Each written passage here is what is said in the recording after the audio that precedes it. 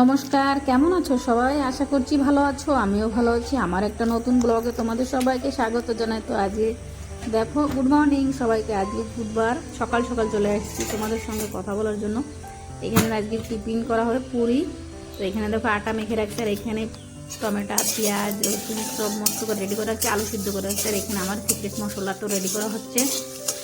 এখানে সিক্রেট মশলা সরে গেছে, তো এটা রেডি করে গ্রাইন্ডার করে রেখে দিই আমি, যেটার জন্য ধরো 15 দিনে 1 সপ্তাহ চলে যায় এরকম। তারপর দেখো কড়াই তো গরম হয়ে গেছে, কড়াইতে কটা জিরে দিয়ে আর এখানে পেঁয়াজগুলো ছেড়ে দিচ্ছি। এই পেঁয়াজগুলো ছেড়ে দেওয়ার পরে এখন রসুনও একটু দিয়ে দিই, রসুন যেগুলো ছেঁচে রাখছি ওই রসুনগুলোও দিয়ে দিচ্ছি। এই তো দিয়ে দিলাম, রসুনগুলো দিয়ে দিলাম। তো এখন এইগুলো মস্ত করে লাল লাল করে ভাজা লাগবে। তো দেখো যখন লাল লাল করে ভাজা হয়ে গেছে তখনই টমেটোগুলো দিয়ে দিচ্ছি। টমেটোটা দেওয়ার পরে লবণ, হলুদ, লঙ্কার গুঁড়ো দিয়ে দিচ্ছি। যখনই মশলাটা কষে তেল ছেড়ে দিচ্ছে তখনই সিদ্ধ করে 80% আলু সিদ্ধ করে আসছে, সেইগুলো ছেড়ে দিচ্ছি।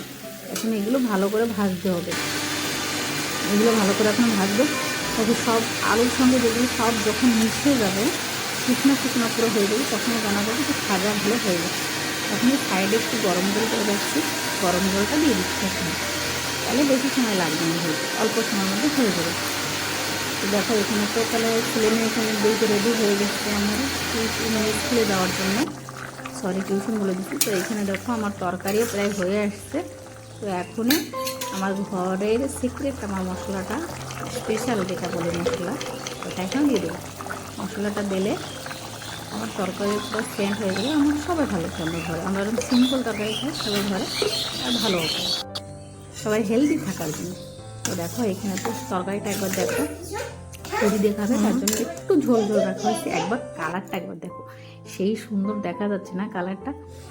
দেখো ঠিক আছে, চলো এখন তো তরকারিটা আমার রেডি, এখন পুরি করা যাক। কালারটা দেখলে একবার তো দেখো, এখানে পুরির জন্য গোল গোল করে এই করে রাখছি। আর এখানে কড়াইতে তো তেল বসিয়ে দিচ্ছি। এখানে বেলনিতে আমি তেল দিই, বেলি তেলে, আর তেলটা খারাপ হয় না। তো এখানে দেখো পুরি ভাজা স্টার্ট হয়ে গেছে। পুরিগুলো তো ফুলকো পুরি হচ্ছে। দেখো ফুলকো পুরি না হলে দেখতে भी ভালো লাগে না, খাইতে भी ভালো লাগে না। তোমরা কমেন্ট করে জানিও তোমরা কেমন করে পুরি বানাও। তো আমি তো এরকম করেই বানাই। আর তো এখন তো টাইম হয়ে গেছে, ছেলে আমার টিফিন রেডি করা লাগবে। তো আজকের ভিডিওটা এখানে শেষ করি। সবাই ভালো থাকো।